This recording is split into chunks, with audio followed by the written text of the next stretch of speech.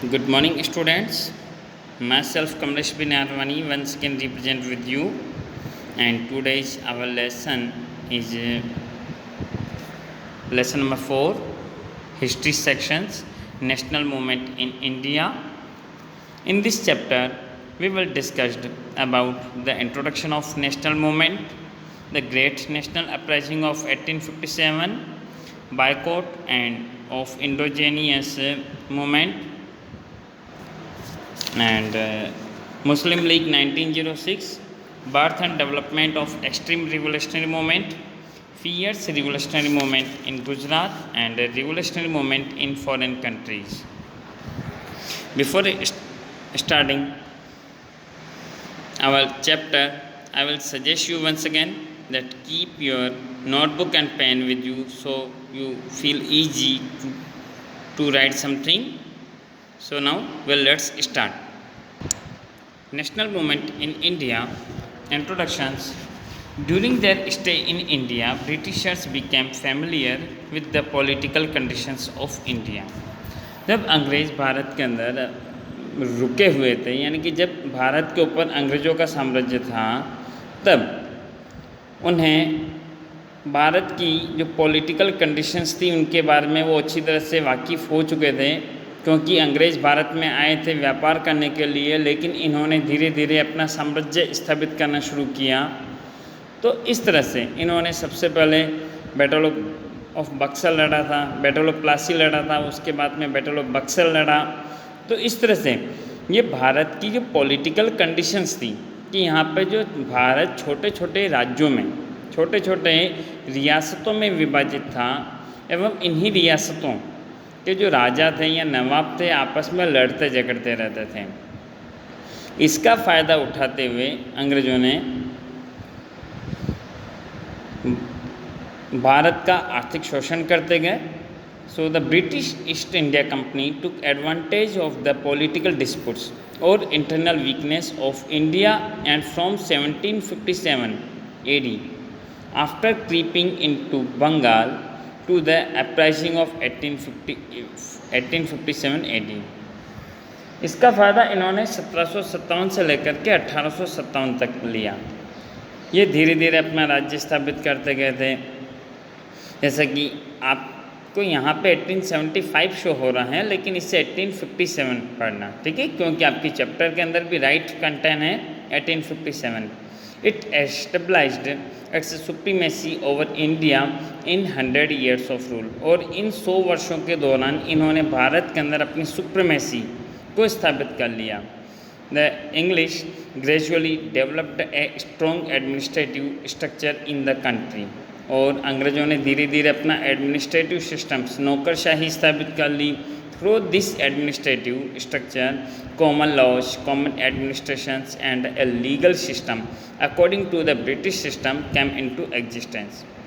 जिसके के कारण इन्होंने धीरे धीरे कंपनी का रूल स्थापित कर दिया था, यानी कि अब हमारे ऊपर हमारे राजा महाराजाओं का राज नहीं था और इनडायरेक्टली रूप से हमारे ऊपर कंपनी रूल करती थी, क्योंकि हमारे लिए जो भी कानून बनाए जाते थे, जो भी रूल बनाए जाते थे, ये सारा अंग्रेज़ों के द्वारा डिसाइडेड होने लगा था।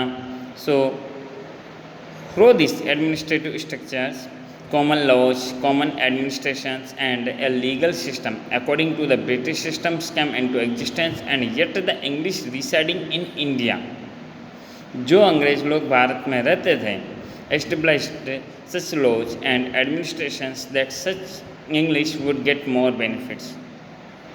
यानी जो अंग्रेज़ भारत में रहते थे उन्होंने किसके अकॉर्डिंग कानून बनाए, ताकि जो इंग्लैंड से जो भी हमारे ऊपर जो माल आता था उनको फ़ायदा मिले, यानी कि जो सबसे ज़्यादा बेनिफिट हो वो किसका हो, इंग्लिश पर्सनस का, ब्रिटेन का। So at the cost of India they made England prosperous and exploited India the most. उन्होंने भारत का शोषण करते हुए इंग्लैंड को सबसे समृद्ध देश बनाया। The great national uprising of 1857, इन सभी से परेशान होकर के जब इन 100 वर्षों के बाद में भारत की जनता जागी और उन्होंने 1857 के अंदर विद्रोह किया था। Some of the factors that caused the uprising of 1857 were political dissatisfactions economic exploitations, social and religious factors, military factors, and immediate regions, like induction of the infield rifle in the army. उस समय के जो तत्कालिक कारण थे 1857 की क्रांति के, उनमें थे एक तो पॉलिटिकल डिससेटिस्फिकेशंस कि जो अंग्रेज़ जो भी अपना एडमिनिस्ट्रेशंस बनाते थे उसमें भारतीयों को कोई स्थान नहीं दिया जाता था, और जब भी अगर वो अपने कोई कैबिनेट बनाते थे उसमें भारतीयों का कोई अस्तित्व नहीं था। यह था एक पॉलिटिकल डिससेटिस्फिकेशंस। हमारे जो राजा महाराजा या जो पहले नवाब हमारे ऊपर शासन करते थे वो भी अब उनके हाथ की सिर्फ कठपुतली बन के रह गए थे। कठपुतली जानते हैं ना आप, कि जिसमें एक ऊपर जो कठपुतली को नचाने वाला ऊपर हाथ में एक डोर पकड़े हुए रहता है, और वो जैसे उसको एक्सप्रेशंस देता है या जैसे उसको कमांड देता है वैसे वह डांस करती है। इसी तरह से हमारे राजा महाराजाओं की कंडीशन हो गई थी।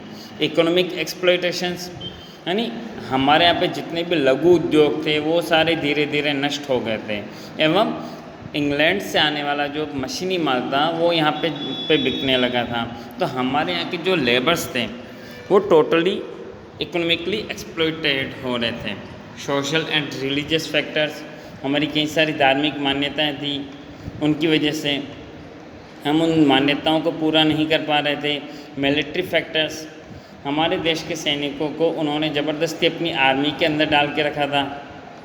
एंड इमीडिएट रीजन, और जो तत्कालिक कारण था वो ये था कि जो हमारी आर्मी थी, जो कि हमारी कंट्री की जो आर्मी बनाई थी इंग्लैंड ने, उसके अंदर हमारे देश के सैनिकों को जो कारतूस दिए जाते थे, जो राइफल्स के अंदर जो कारतूस बुलेट दी जाती थी उसके ऊपर गाय की और सूअर की चर्बी, Enfield rifles in the army. तो उसके ऊपर क्योंकि कारतूस को पहले मुंह से खोलना होता था, उस चर्बी को उसके बाद में उन्हें हटाना होता था, तो ये सारा हमारी धार्मिक भावनाओं के विरुद्ध था। So Mangal Pandey was the first martyr of the uprising. Please underline this sentence. Who was the first martyr of the uprising of 1857? Mangal Pandey, ठीक है। Several revolutionaries like Nana Saheb, Tatya Tope, Raja Kunwar Singh, Rani Lakshmibai, Bahadur Shah Zafar et cetera took part in it। Mangal Pandey तो पहले शहीद हुए थे, लेकिन इसके अलावा और भी कई सारे जो हमारे लीडर्स थे, देश के लीडर्स, उन्होंने इसमें पार्टिसिपेट किया था। The uprising of 1857 produced many effects, among which are the end of the company rule in India and the rule of British Crown ruled by Queen Victoria changed in administrative, military, social, religious policies। इस 1857 के revolution का main मकसद ये था कि हमारे देश को स्वतंत्र कराना, लेकिन इससे हमारा देश स्वतंत्र तो नहीं हुआ, लेकिन अब हमारे देश के ऊपर जो पहले कंपनी का शासन था वह डायरेक्टली इंग्लैंड के क्राउन्स का, ब्रिटिश पार्लियामेंट का शासन हो गया था, जिससे कि क्वीन विक्टोरिया चलाती थी, जिसमें हमारी एडमिनिस्ट्रेटिव, मिलिट्री, सोशल, रिलीजियस सारी पॉलिसी अब वहाँ से बनने लगी। The reason responsible for the failure of the 1857 uprising are the beginning of the uprising before the plan time. इस 1857 की क्रांति का मेन मकसद क्या था? हमारे देश को स्वतंत्र कराना, लेकिन इसके फेल होने का क्या कारण था? मेन कारण था कि यह समय से पहले शुरू हो गई थी। इसकी डेट फिक्स की गई थी 31 मई को, लेकिन यह 13 मई को ही शुरू हो गया था। कहीं पे जब मंगल पांडे को छावनी के अंदर इनफिल्ट्रेटेड जो राइफल्स दी गई थी, उसकी वजह से उन्होंने वहीं पर ही अपनी जो रिवॉल्यूशन को स्टार्ट कर दिया था। इसका अंग्रेज़ों ने फ़ायदा उठाते हुए उस रिवॉल्यूशन को वहीं पे शांत कर दिया और इंग्लैंड से और भी सैनिक मंगा लिए। जबकि अगर पूरे देश के अंदर एक साथ होती यह रिवॉल्यूशंस तो उसका क्या बेनिफिट होता कि अंग्रेज़ों को संभलने का मौका नहीं मिलता और अंग्रेज़ उसमें हार जाते और वो भारत छोड़ने पे मजबूर हो जाते। सेकंड है लैक ऑफ सेंट्रल लीडरशिप, कि सेंट्रल में पूरी रिवॉल्यूशन का कोई लीडरशिप करने वाला नहीं था। इनसफिशिएंट एंड अनसोफिस्टिकेटेड वेपन्स, हमारे पास इनसफिशिएंट वेपन्स भी थे, हमारे पास हथियार भी पर्याप्त मात्रा में नहीं थे और अंग्रेज़ों के पास में मॉडर्न हथियार थे। Importance of self centered interest, then nationalism, amongst revolutionaries, और जितने भी रिवोल्यूशनरीज थे उनके अंदर सेल्फ सेंटर्ड इंटरेस्ट था कि आप अपना स्वार्थ पहले देखते थे। आज भी ऐसा ही होता है, इसलिए हमारा देश आज काफ़ी पीछे चल रहा है, क्योंकि इसके अंदर जितने भी लीडरशिप्स होती है ये सारी लीडरशिप्स हैं। जैसे हमारे यानी कि आज भी, अगर वैसे किसी पॉलिटिकल पार्टी की बात नहीं करना चाहता, लेकिन पहले भी हमारे साथ में ऐसा ही होता था कि अगर कोई एक पर्सन आगे बढ़ रहा है तो उसमें दूसरा पर्सन से उसकी मदद करने के लिए पहले ये सोचेगा कि इसमें मेरा क्या फ़ायदा होगा। तो यही भावना उस समय राष्ट्रीयवाद की भावना के बजाय यही भावना जो कि लोगों के अंदर थी, इसकी वजह से हम इस विद्रोह के अंदर हार गए थे। ये सारे पॉइंट्स हम पिछली क्लासेज में पढ़ चुके हैं। नेक्स्ट अब हम आगे चल रहे हैं, boycott and indigenous movements. Boycott यानी बहिष्कार और स्वदेशी आंदोलन, ठीक है। Boycott and indigenous movements along with Bang Bang movement 1905 was one of the important event of the Indian national movement. Indian national movement यानी भारतीय राष्ट्रीय आंदोलन के अंदर सबसे महत्वपूर्ण जो घटना थी वह था बंग बंग मूवमेंट। बंग बंग यानी बंगाल का विभाजन, जो कि 1905 में हुआ था। Because of this the divide and rule policy as a result of the Britishers Machiavellian policies, boycott and indigenous movements not get impetus. इसका कारण भी कि ये वैसे इंडिजिनियस मूवमेंट के स्टार्ट होने का कारण ही यही था कि इन्होंने ब्रिटिशर्स ने अपने स्वार्थ के कारण और डिवाइड एंड रूल की पॉलिसी, शुरुआत से ही ब्रिटिशर्स की पॉलिसी डिवाइड एंड रूल की पॉलिसी रही है। इसके अंदर इन्होंने भारत को हिंदू और मुस्लिम दो समुदायों के अंदर डिवाइडेड करके उनमें झगड़े करवाने का काम किया। इसकी वजह से पहले तो लोग बाग फिर भी संभल गए थे, तो उस समय इसका विरोध भी हुआ था और बंग भंग का विरोध किया गया था। Viceroy Curzon Hindu and Muslims Bengal was a big province at the time of British rule, which includes the present day Bengal, Bihar and Odisha. उस समय जो बंगाल था वह एक बहुत ही बड़ा प्रोविंस था इंडिया का, जिसमें आज के बंगाल, बिहार और ओडिशा इंक्लूडेड किए जाते थे। Compare to other states, Bengal was the central point of national awakenings. और अगर हम भारत के दूसरे स्टेट्स, उस समय के स्टेट्स की बात करें तो उन समय के स्टेट्स में जो बंगाल था वहाँ से राष्ट्रीयता की भावना को ज़्यादा उजागर किया जाता था और वहाँ के लोगों के अंदर राष्ट्रीयता की भावना कूट कूट के भरी हुई थी। The impetus and thought for the national movement came from Bengal. In the 1857 revolt, Hindus and Muslims had collectively fought the English. जब 1857 की क्रांति भी हुई थी, उस समय भी हिंदू और मुस्लिम्स दोनों के अंदर एक साथ लड़ने की भावना कहाँ से आई थी? बंगाल से आई थी। तो इसको अंग्रेजों ने तोड़ने के लिए, that's why through the English strategy of divide and rule, they encouraged communalism and caused divisions among people. अगर आपने पहले भी एक कहानी सुनी हुई है कि एक किसान के 4 बेटे थे, वो चारों आपस में लड़ते रहते थे। एक बार किसान ने उनको एक लकड़ियों का गट्ठर दिया कि इस पूरे गट्ठर को तोड़ करके दिखाओ। तो जब वो गट्ठर पूरा पैक था तब तक उससे कोई भी बेटा नहीं तोड़ सका था, लेकिन जब उस लकड़ियों के गट्ठर को खोल दिया गया तो लकड़ियाँ आसानी से टूट गई। तो यहाँ पर भी वही था कि जब तक हम एक थे तब तक हमारे को ऊपर कोई रूल नहीं कर सकता था, हमारे से कोई जीत नहीं सकता था। लेकिन अंग्रेज़ों ने अपनी कूटनीति क्या अपनाई कि डिवाइड एंड रूल की, और इन्होंने एक ग्रुप को इसके लिए उकसाया। इसमें वायसराय कर्जन जो कि 1899 से 1905 तक भारत के अंदर, इंडिया के अंदर गवर्नर जनरल थे, उन्होंने divided the west Bengal province into east Bengal and west Bengal. Okay, viceroy Curzon ने बंगाल का विभाजन किया था ईस्ट बंगाल और वेस्ट बंगाल में, in the name of bringing about administrative efficiency, कि प्रशासन के अंदर स्मूथता लाने के लिए, सरलता लेकर के आने के लिए इन्होंने बंगाल का विभाजन कर दिया था। There was a strong opposition to the division of Bengal when Bengal was divided on 16th October 1905. Okay, Bengal का विभाजन कब किया गया था? 16 अक्टूबर 1905 को किया गया था और इसके परिणाम स्वरूप पूरे भारत देश के अंदर इसका विरोध भी चला था। The whole Bengal observe the day as national mourning day, और पूरे बंगाल के अंदर यह दिन राष्ट्रीय शोक के दिवस के रूप में मनाया गया था। The same day an announcement about boycotting all foreign goods and encouragement to use indigenous goods. इसके विरोध के परिणाम स्वरूप लोगों ने क्या किया कि अनाउंस कर दिया कि अब हम सारी फॉरेन गुड्स को बायकॉट करते हैं और हमारी इंडिजिनियस गुड्स को, जो स्वदेशी वस्तुएं हैं, उन्हीं का उपयोग करेंगे। Not merely Bengalis but the other Indians also began to believe that this division had been done to curtail the vociferous feelings of nationalism that was catching up in India।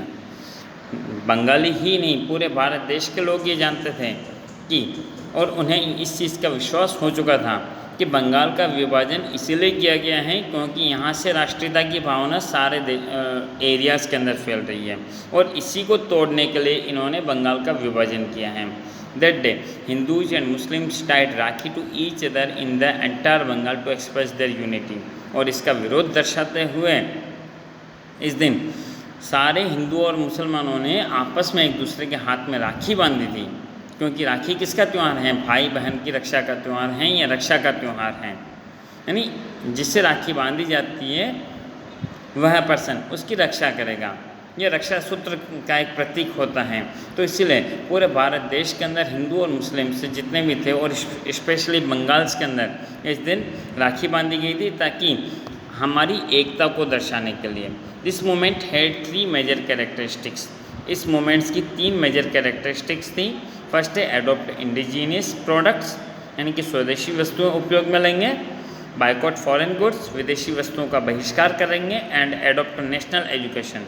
हम पहले जब यहाँ पे फॉरेन एजुकेशन यानी कि English education जो adopt करके रखी थी हमने, अंग्रेज़ों ने चलाई थी, उसको बायकॉट करके अब हम नेशनल एजुकेशन से को ही फॉलो करेंगे।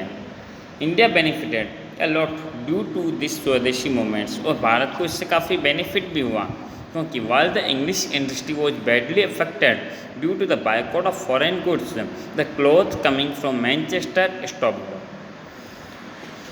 जब 1600 ईस्वी के अंदर इंग्लैंड के अंदर इंडस्ट्रियलाइजेशन की शुरुआत हुई थी, उस समय भारत के जितने भी लघु उद्योग धंधे थे उनको अंग्रेज़ों ने बंद करके उनके ऊपर हैवी टैक्सेस लगा करके उनको बंद करने पर मजबूर कर दिया, जिसकी वजह से अब इंग्लैंड से जो आने वाला जो मशीनी प्रोडक्ट्स था वह भारत में बिकने लगा था।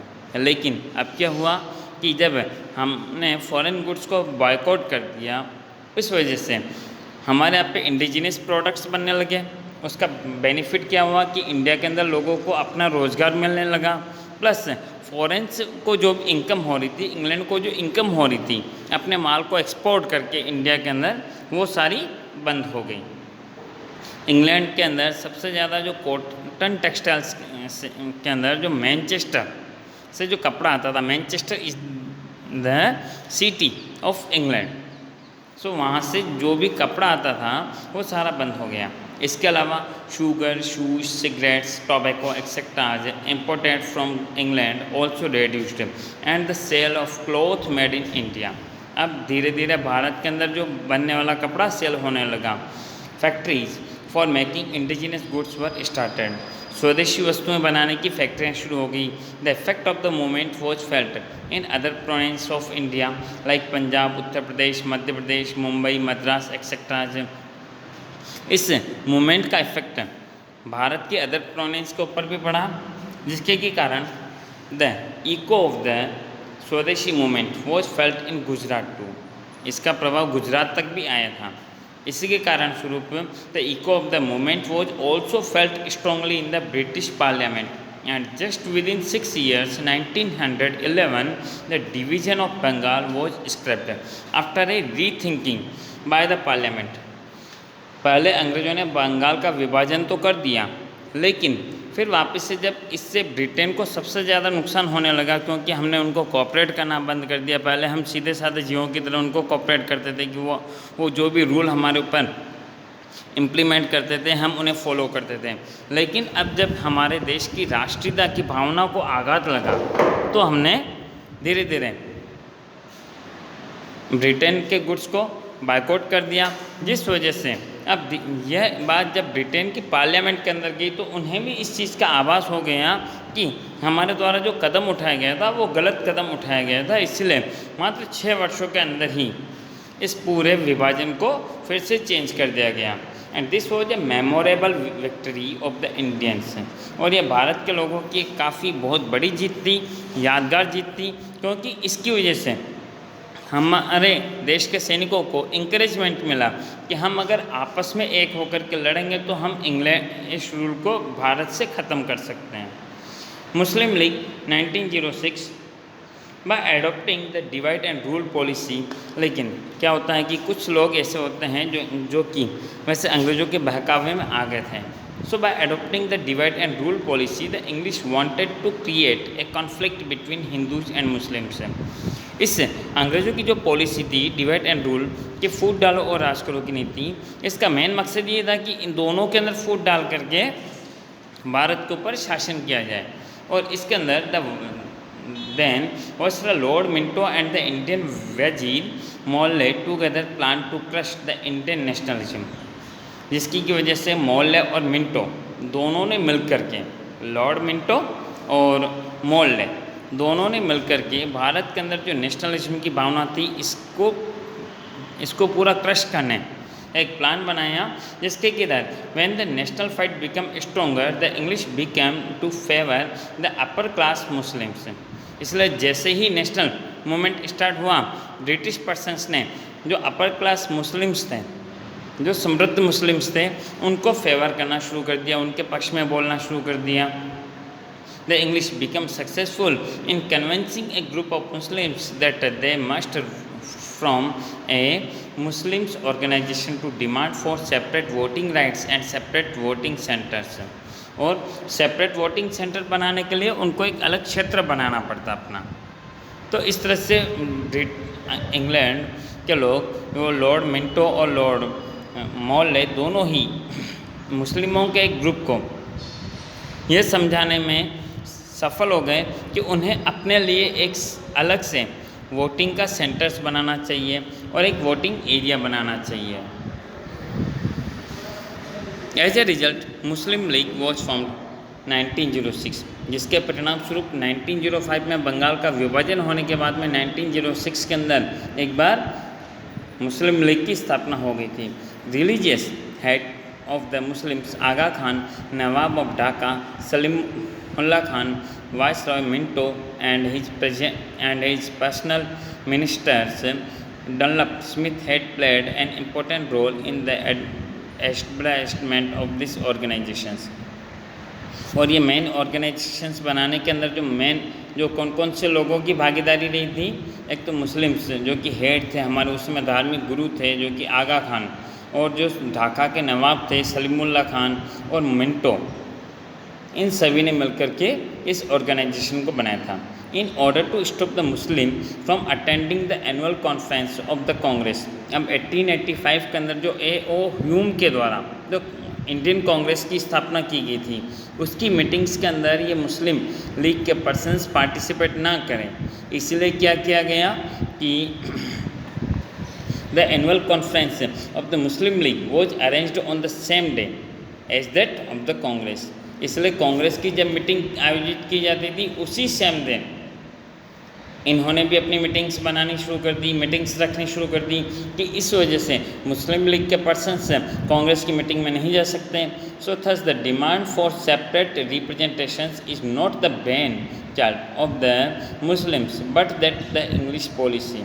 यानी कि ये जो मुस्लिम्स के लिए अलग से रिप्रेजेंटेशंस है मांगना, यह मुस्लिमों की नीति नहीं थी, यह असल में अंग्रेजों की नीति थी ताकि वो हिंदुओं और मुसलमानों के अंदर फूट डाल सकें। Minto started the policy of taking Muslims and as associates. और मिंटो ने मुस्लिमों की एक एसोसिएशन बनानी शुरू कर दी। That's why many writers considered Minto as the father of the Muslim communalism. और इसी कारण से कई सारे राइटर भी ऐसा कहते हैं कि भारत के अंदर जो मुस्लिम कम्युनिज्म के फादर के रूप में जाने जाते हैं वो मिंटो माने जाते हैं। A historian also goes to the extent of saying that, और एक इतिहासकार ऐसा तक कहते हैं कि the real creator of Pakistan was not Mohammad Ali Jinnah और रहमतुल्लाह बट लॉर्ड मिंटो, यानी कि पाकिस्तान के जो वास्तविक निर्माता मोहम्मद अली जिन्ना या रहमतुल्लाह नहीं थे बट लॉर्ड मिंटो थे। So since that only the conflict between Hindu and Muslims increased and resulted in the division of India, क्योंकि तब से ही जब ये मुस्लिम लीग की स्थापना की गई थी 1906 में, तब से ही हिंदुओं और मुसलमानों के बीच में आपसी तकरार बढ़ गई थी, वैमनस्यता बढ़ गई थी और इनके बीच में लड़ाइयाँ होती थी। इस वजह से भारत को जो स्वतंत्रता मिली थी वह डिवीज़न के बेस पर मिली थी। Birth and development of extreme revolutionary movement. The revolutionary activity in India was started by Vasudev Balwant Phadke. Bharat के अंदर जो रिवोल्यूशनरी एक्टिविटीज जो स्टार्ट हुई थी वह वासुदेव बलवंत फड़के के द्वारा स्टार्ट की गई थी। रिवोल्यूशनरीज यहाँ पे वासुदेव बलवंत फड़के की पिक्चर्स आप देख सकते हैं, आपको बुक में ही दी गई है। इसके अलावा revolutionaries like Damodar Chapekar and Balkrishna Chapekar brothers, Veer Savarkar, Barendranath Ghosh, Khudiram Bose, Prafulla Chaki, Ramprasad Bismil, Ashfaq Ulla Khan, Chandrashekhar Azad, Bhagat Singh, Shivram Rajguru, Sukhdev, Batukeshwar Dutt, Roshan Singh et ceteras carried on the torch of nationalism. यानी कि ये सारे जो लीडर्स थे, इनकी पिक्चर्स आपको नीचे दी गई है आगे, तो आप देख लीजिए कि ये जो सारे लीडर्स थे इन्होंने नेशनलिज्म की टॉर्च को लेकर के आगे चले थे। हमने पहले भी पढ़ा था कि टॉर्च बियरर का मतलब क्या होता है कि वो रास्ता दिखाने वाला नहीं होता है, वो निर्देश देने वाला होता है, वो डायरेक्टिंग करने वाला होता है। ठीक है, तो ये सारे जो लीडर्स थे ये नेशनल मूवमेंट्स को डायरेक्ट कर रहे थे। Youth trend is making and using weapons for a consent threat for the English government. और जो युवा थे ये और भी युवाओं को बॉम्ब बनाने की, वेपन्स बनाने की जो ट्रेनिंग दे रहे थे, जो कि अंग्रेज़ों की गवर्नमेंट्स के लिए काफ़ी खतरा थी। Fierce revolutionary movement began in India and spread in the और other countries as well.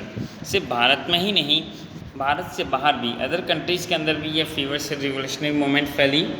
The circumstances in its backgrounds were the cancellations of the partition of Bengal, जो कि सबसे पहले इसकी वजह क्या मिली थी हमारे को कि बंगाल का जो पार्टीशन हुआ था उसे कैंसिल करना पड़ा। And the partition of two groups in जहाल यानी कि रेडिकल्स एंड मवाल moderates at the Congress conference in Surat 1907। अब इसके बाद में जहाल और मवाल इन दो ग्रुप बनाए गए थे 1907 के अंदर, सूरत के अंदर, जो कांग्रेस का जो सूरत अधिवेशन हुआ था उसके अंदर। And terrific opposition to practice of Congress of making only revolution यानी कि resolutions and request, Lal Bal Pal trio adopted the radical attitude which brought new life in the youth Indians activities. पहले कांग्रेस क्या करती थी कि सिर्फ प्रतिवेदन भेजती थी। आज भी हम अगर किसी भी चीज़ का अगर ज्ञापन देना होता है, अगर एप्लीकेशन देनी होती है, कहीं पर भी अगर कुछ भी घटना हो जाती है, आज भी हमारे देश के अंदर कई सारी आपराधिक घटनाएं ऐसी होती हैं कि हमारा देश के अंदर रहने वाले लोग क्या करते हैं कि सिर्फ एसडीएम को ज्ञापन देंगे, कलेक्टर को ज्ञापन देंगे कि उस अपराधी को सज़ा मिलनी चाहिए, लेकिन कभी कोई उसके अगेंस्ट में कार्रवाई नहीं करता है। ठीक है, तो पहले भी ऐसा ही ये वैसे यानी कि कांग्रेस की नीति यही थी कि वो कभी भी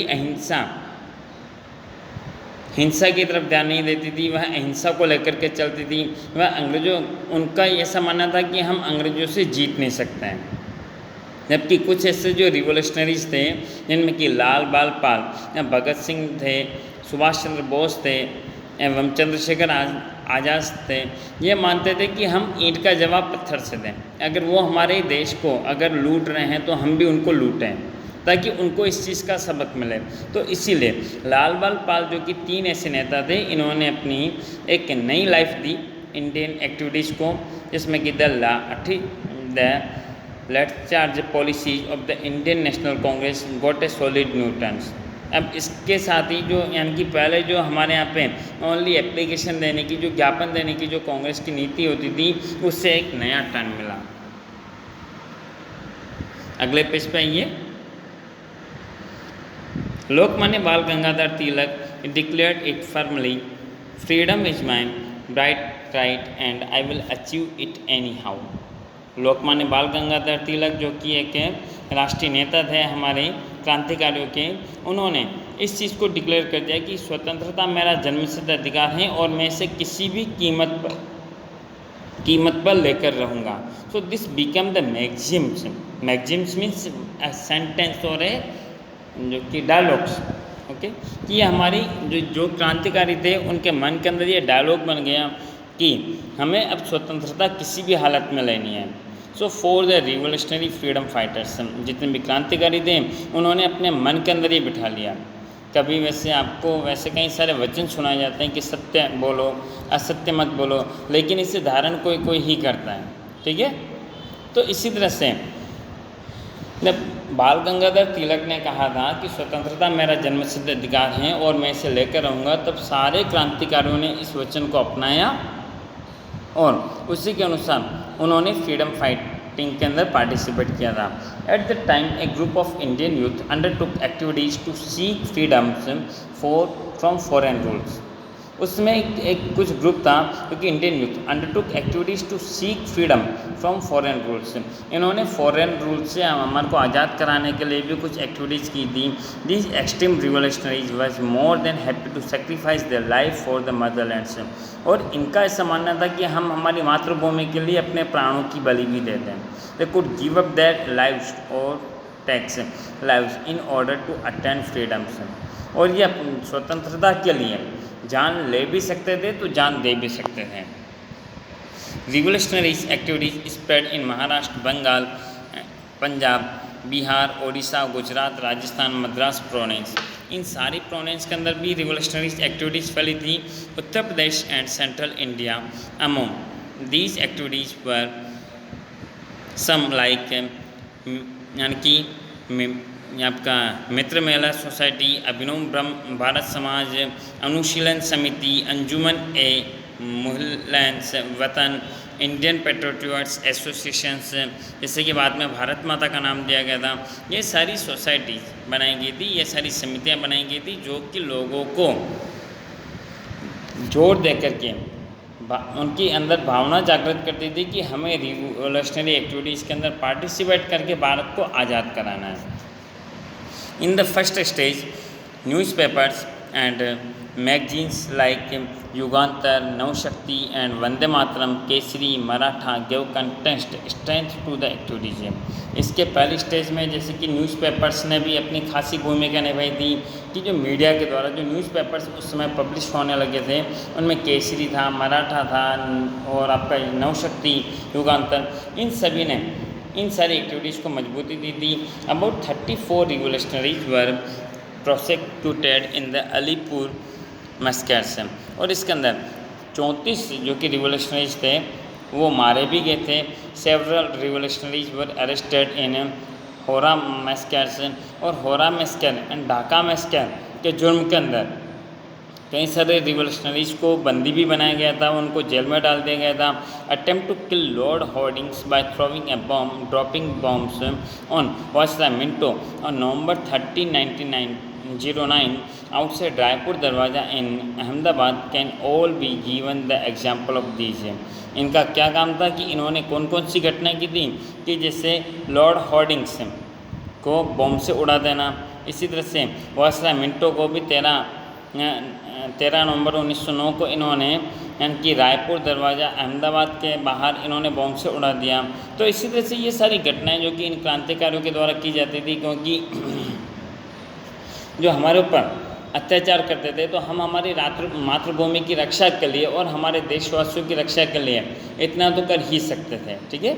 in the second stage 1920 to 42 events like Kakori लूट केस। अब 1920 से 42 तक की जो इंसिडेंट्स चली थी उनकी बात कर रहे हैं, किसमें काकोरी लूट केस, यानी कि काकोरी के द्वारा जो कि बैंक का खजाना जिसमें कि अंग्रेज़ों के हथियार और खजाना आ रहा था पैसा उसको लूटा गया। लाहौर मैस्कर्स, लाहौर के अंदर मैस्कर्स हुआ and dropping of bomb on central parliament Delhi took place है। इसी तरह से 1942 के अंदर दिल्ली पार्लियामेंट के अंदर, उस समय पार्लियामेंट किसकी थी? अंग्रेज़ों की थी। तो उस पार्लियामेंट के ऊपर हमारे क्रांतिकारियों के द्वारा बॉम्ब भी डाला गया था। You have already studied about the other revolutionaries engaged in all this activities है। हम पहले भी और भी सारी जो पिछले चैप्टर के अंदर, पिछली क्लास के अंदर और भी जो ऐसी एक्टिविटीज़ हुई थी उनके बारे में पढ़ चुके हैं। अब हम बात कर रहे हैं fierce revolutionary movement in Gujarat.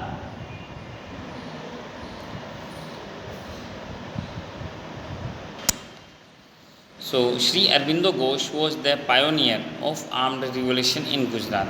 Pioneer का मतलब कि संचालक, सबसे आगे पथ प्रदर्शन करने वाले। इसमें श्री अरविंदो घोष गुजरात के अंदर रिवोल्यूशनरी मूवमेंट्स के पायोनियर्स थे, जो कि प्रमुखता से उनकी शुरुआत करने वाले थे। But he reminds behind the curtain, लेकिन ये कभी भी सामने नहीं आते थे क्रांतिकारियों के, ये पर्दे के पीछे से अपनी भूमिका निभाते थे। His brother Barindra Kumar Ghosh always remains in the forefront, जबकि इनके जो भाई थे बरिंद्र कुमार घोष, ये हमेशा क्रांतिकारियों के साथ में मिलते बैठते रहते थे। ही arrived in Gujarat and move towards the southern part, ये पहले गुजरात में आए और फिर गुजरात के साउथर्न पार्ट में गए। ही मेट श्री छोटू भाई एंड श्री अम्बूभाई पुरानी, ये यहाँ पे आकर के श्री छोटू भाई और अम्बूभाई पुरानी से आकर के मिले थे। वेरी एबल कंपनीज, जो कि इनको काफ़ी यानी कि सहायता देने वाले कंपनीज थे। Sakariya Swami met him on the bank of Narmada, और यहीं पे इनके साथ में साकारिया स्वामी भी मिले थे नर्मदा नदी के किनारे पे। This Swami was associated with queen of Jhansi eight the time of the revolt of 1857। यह जो साकारिया स्वामी थे ये 1857 की क्रांति के समय झांसी की रानी के साथ भी थे।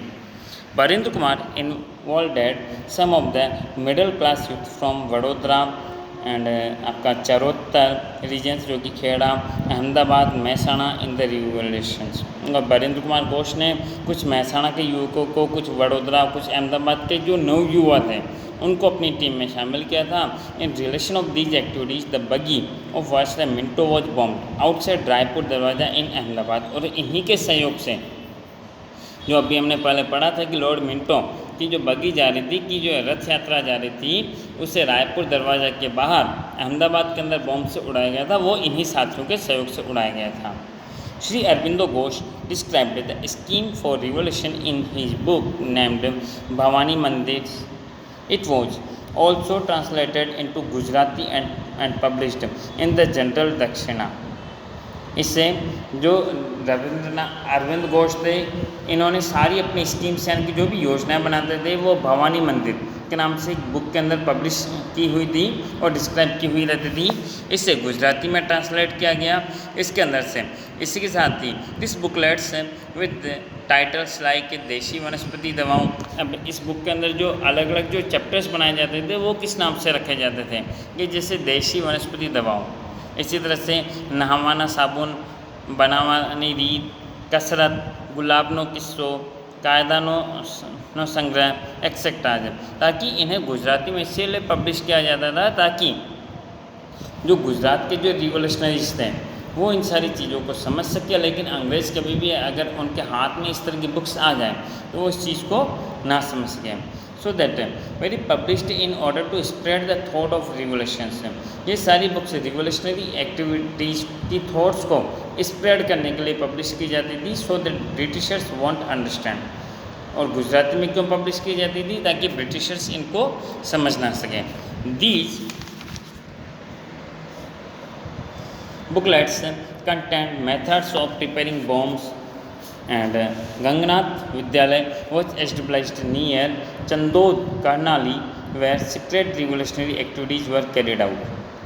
इन सारी बुकलेट्स के अंदर अलग अलग तरीके से बॉम्ब बनाने की जो मेथड्स होती थी। इसी तरह से जो गंगनाथ विद्यालय जो कि एस्टेब्लिश्ड नियर चंदौद जो कि करनाली के अंदर हैं, वहाँ पे रिवोल्यूशनरीज एक्टिविटीज़ को सीक्रेट तरीके से चलाया जाता था। Many Gujarati youth joined these revolutionary activities against whom stand action was taken by the governments. इसमें कई सारे गुजराती युवाओं ने भी ज्वाइन किया था, जिनके कि अगेंस्ट में गवर्नमेंट्स ने, ब्रिटिश गवर्नमेंट्स ने कदम भी लिए थे, but the fight did not stop and finally government realized that suppression would not help to rule over India. इन सभी का परिणाम क्या हुआ कि हमारे को उस समय भी स्वतंत्रता तो नहीं मिली, लेकिन अंग्रेज़ सरकार को ऐसा लग गया था कि अगर हम इनको सप्रेस ही करते रहेंगे तो ये हमारे को कभी भी कोऑपरेट नहीं करेंगे, तो इसलिए सप्रेशन रूल करने का कोई तरीका नहीं है। सो अब revolutionary movement in foreign countries के बारे में हम देख लेते हैं कि revolutionary movement in foreign country. So the revolution movement began in foreign countries also for giving freedom to India from the British, यानी कि ब्रिटिश के द्वारा जो फ्रीडम दिलवाने के लिए रिवोल्यूशनरी मूवमेंट इंडिया से बाहर भी चली थी। इनमें की the revolutionary activities that began in India spread to different countries, ये भारत से शुरू होकर के अलग अलग कंट्रीज़ में फैली थी, जैसे कि इंग्लैंड के अंदर Canada, America, Germany, France, Myanmar, Malaya, Singapore, Afghanistan, Russia. इन सारी कंट्रीज़ में जो भारतीय हैं या जो भारत के लिए अच्छा सोचने वाली जो कंट्रीज़ थी, उन सभी ने भी वहाँ पे ब्रिटिश रूल्स जहाँ जहाँ पे भी पाया जाता था उनके अगेंस्ट में अपनी जंग छेड़ी थी ताकि भारत को स्वतंत्रता मिल सके। The active revolutionary who took part in revolutionary activities in foreign countries are, इसमें से जो एक्टिव रिवोल्यूशनरीज थे जिन्होंने कि इस रिवोल्यूशनरी एक्टिविटीज़ में पार्टिसिपेट किया था वो थे Shyamji Krishna Varma, Madan Lal Dhingra, Veer Savarkar, Lala Hardayal, Udham Singh, Raja Mahendra Pratap, madam Bhikaji Cama and Sardar Singh Rana, Maulana Abdullah, Maulana Bashir, Champak Raman Pillai, doctor Mathura Singh, ये सारे were associated with this activities, ये सारे इन एक्टिविटीज़ के साथ में जुड़े हुए थे। The revolutionary activities in the foreign countries gave impetus to the revolutionary activities in India, इन्होंने जो रिवोल्यूशनरी एक्टिविटीज़ जो कि फॉरेन कंट्रीज में चलाई जाती थी उनका ध्यान इंडिया की तरफ भी था।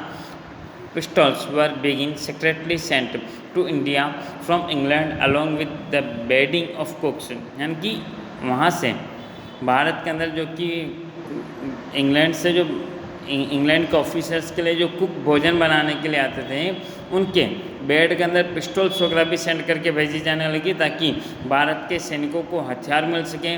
Madan Lal Dhingra killed William Valley who used to criticize the revolutionaries। Madan Lal Dhingra ने जो कि एक अंग्रेज अधिकारी थे विलियम वैली जो कि रिवोल्यूशनरीज की बुराई करते रहते थे, उनको मार दिया था। इन 1907 में the Indian independence league was established in California. 1907 के अंदर इंडियन इंडिपेंडेंस लीग की स्थापना कैलिफोर्निया में भी की गई and America which was later named as Ghadar party by Lala Hardayal, जिससे कि बाद में लाला हरदयाल के द्वारा गदर पार्टी का नाम दिया गया था। A weekly named Ghadar was published in 4 language. इसी तरह से एक वीकली पत्रिका गदर के नाम से 4 भाषाओं में प्रकाशित होती थी। Taraknath Das and Kartar Singh to join this activity, Taraknath Das और करतार सिंह ने भी इसी एक्टिविटी को ज्वाइन किया, यानी कि वो भी पब्लिश करवाने में हेल्प करते थे। चंपक रमन पिल्लई फॉर्म्ड द हिंद राष्ट्रीय स्वयंसेवक दल। चंपक रमन जो कि पिल्लई थे उन्होंने हिंद राष्ट्रीय स्वयंसेवक दल की स्थापना की जर्मनी के अंदर। The plan was made to attack India by making Iraq as the headquarter, यानी कि इन्होंने क्या प्लान बनाया कि इराक के अंदर हेड क्वार्टर बनाते हुए हमारी रिवोल्यूशनरी एक्टिविटी का इंडिया के ऊपर अटैक करेंगे, क्योंकि अगर इंडिया के अंदर ही अगर हेड क्वार्टर बनाते हैं तो अगर अंग्रेज़ अधिकारी हेड क्वार्टर को घेर लेते हैं तो उनमें से कोई भी नहीं बचता, इसलिए हेड क्वार्टर को भारत से बाहर बनाया गया।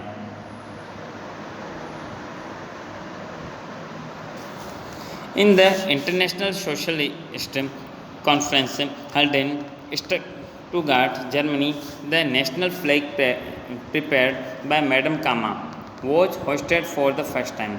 और इसी तरह से जो कि जर्मनी के अंदर इंटरनेशनल सोशलिस्टिक कॉन्फ्रेंस हुई थी उसमें मैडम कामा ने पहली बार इंडिया का जो नेशनल फ्लैग बनाया था उससे होस्ट किया। Raja Mahendra Pratap formed the provisional independence government under Rashtra Pramukh in Afghanistan, in which Barkatullah, Abidullah and आपका मौलाना बशीर, शमशेर सिंह, डॉक्टर मथुरा सिंह एक्सेट्रा है। इसी तरह से राजा महेंद्र प्रताप ने पहली भारत की इंडिपेंडेंस गवर्नमेंट बनाई थी, प्रोविजनल गवर्नमेंट, जिसके की राष्ट्र प्रमुख के अंडर में अफ़गानिस्तान के राष्ट्र प्रमुख के अंडर में, जिसमें कि हमारे जो लीडर्स थे वो बरकतुल्ला थे, अबिदुल्ला थे, मौलाना बशीर, ये सारे लीडर्स थे। इन्होंने भी इसको ज्वाइन किया था। This government made a force to get help from Russia, Iran, Turkey etcetera. इस गवर्नमेंट को जो हेल्प मिलती थी वो ईरान से मिलती थी, रशिया से मिलती थी और टर्की से इकोनॉमिकली हेल्प मिलती थी। They also met the Turkish chief Enver Pasha and the governor. इन्होंने तुर्किश चीफ को एज ए गवर्नर बनाया। The conspiracy Ghalibnama written on Reshmi Rumal silk handkerchief asking all Muslims to unite and fight against Christians. और इसी तरह से एक रेशमी रुमाल भेंट किया गया था सारे मुस्लिमों को, इसमें कि यह पूछने के लिए कि क्या आप भी इन क्रिश्चियंस के अगेंस्ट में लड़ने के अंदर हेल्प करोगे। वो एक्सपोज्ड, जो कि फिर बाद में एक्सपोज्ड हो गया था। राजा महेंद्र प्रताप सेंट एक गोल्डन स्ट्रिप, और इसी तरह से राजा महेंद्र प्रताप को अपनी यानी कि स्वर्ण यात्रा पर भेज दिया गया with his signature to the Russian Caesar, in which he had requested the Caesar to sever all ties with England से। और इसी तरह से राजा जो कि को भेजा गया ताकि एक रिक्वेस्ट करते हुए कि वो अंग्रेज़ों के साथ में अपनी सारी जो कि संधियाँ थी उनको तोड़ दें। यानी इस काम को कि जो रशियन सीजार्स थे उनके पास में दूध बना करके राजा महेंद्र प्रताप सिंह को भेजा गया था, वो उनके सीजार को यह समझाने के लिए कि वह अंग्रेजों से अपनी सारी संधियाँ तोड़ दें। Trotsky had played all its support to the Indian revolutionary Sonlal Pathak in Burma and Parmanand in Singapore carried on revolutionary activities. इसमें जो कि ट्रोट्स्की थे, सोनलाल पाठक थे, इन्होंने इन सारी एक्टिविटीज़ को आगे बढ़ाया। In addition to this the Komagata Maru and Tosa Maru steamers even provided inspirations to the Indian revolutionary staying abroad to fight against the British। इसमें जो भारत से जो बाहर रहने वाले जो रिवोल्यूशनरीज थे उन्हें कुछ स्टीमर्स प्रोवाइड किए गए थे, जिनके की नेम आपको दिए गए हैं Komagata Maru and Tosa Maru. This Indian youth the Indian youth in the age of 18 to 24 were mainly involved in the radical freedom movement। ये उग्र राष्ट्रीय जो कि आंदोलन थे, इसके अंदर सारे जो युवा थे वो 18 से 24 साल की एज के थे। They use to carry out any kind of thrilling act as they did not fear death. और ये मौत से नहीं डरते थे, इसलिए किसी भी तरह का जोखिम उठाने को तैयार रहते थे। When caught they readily embraced death shouting slogans like Inquilab Zindabad and Vande Mataram. और जब कभी भी यह कहीं पे पकड़े जाते थे तो यह इंकलाब जिंदाबाद और वंदे मातरम के नारे लगाते हुए हंसी खुशी फांसी को गले लगा लेते थे। For the purpose of freedom of their motherland. So that sacrifice would provide inspirations to the youth generation of age. यानी कि इनका जो सेक्रीफिकेशंस होता था यह इनकी एज के जो दूसरे जो युवा होते थे उनको इंस्पिरेशंस देता था। ओके, ठीक है बेटा, आज हम यहाँ तक ही कर रहे हैं। आगे का जो हमारा टॉपिक है मोलेमेंटो रिफॉर्म से, ये हम फिर कल करेंगे। ओके।